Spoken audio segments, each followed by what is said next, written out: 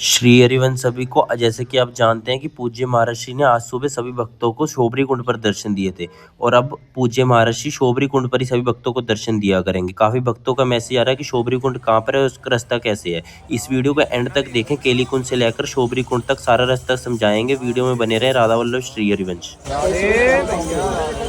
जैसा कि आप सब जानते हैं कि यह केली कुंज का मुख्य द्वार पूज्य महर्षि सुबह 7 बजे से लेकर 8 बजे तक किसी भी समय इस द्वार से बाहर निकलकर शोभरी वन जाते हैं। उसके बाद अपने एकांत में चले जाते हैं। शोभरी कुंड पर सभी भक्तों के लिए व्यवस्था परिकर के द्वारा की गई है। सभी को बहुत ही सुंदर दर्शन हो जाएंगे।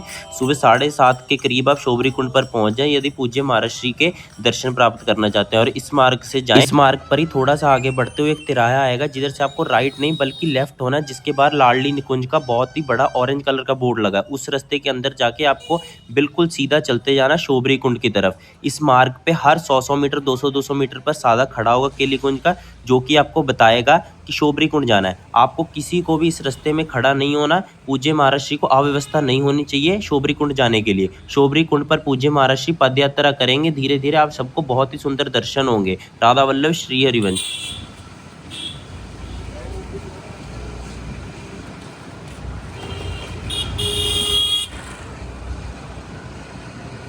आदितो युवती तेरो वदनम्।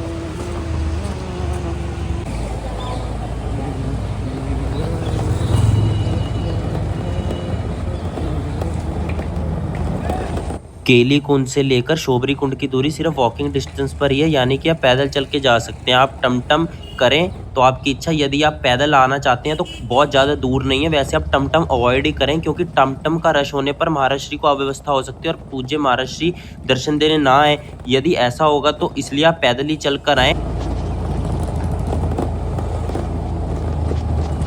आगे बढ़कर एक और तिराहा इसी मार्ग पर आएगा जिससे आपको राइट साइड की होना है, जिधर शोभरी कुंड है।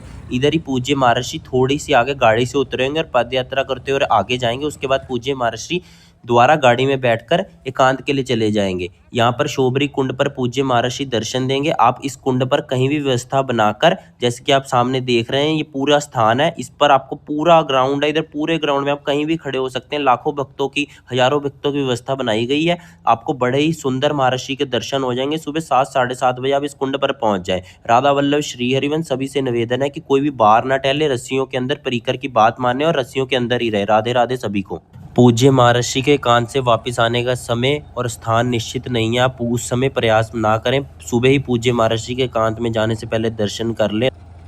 पूज्य महर्षि वहां से लेकर पूरी ग्राउंड में वॉक करते हुए यानी पद यात्रा करते हुए यहाँ तक आएंगे और यहाँ पर गाड़ी में बैठकर एकांत में चले जाएंगे। पूज्य महर्षि के एकांत में जाने की आज्ञा किसी को भी नहीं है।